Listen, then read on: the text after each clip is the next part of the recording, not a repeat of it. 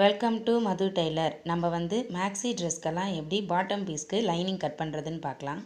அதுக்கு வந்து நான் 2 மீட்டர் லைனிங் எடுத்திருக்கேன்.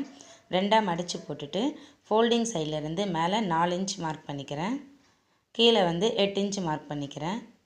இந்த மாதிரி மார்க் பண்ணிவிட்டு மேலே 4 இன்ச்சிலேருந்து 4 4 8 இன்ச்சு வரும். அது ஓப்பன் பண்ணால் மேலே 4 இன்ச்சிலேருந்து கீழே 8 இன்ச் வரையும் ஒரு லைன் போட்டுக்கோங்க.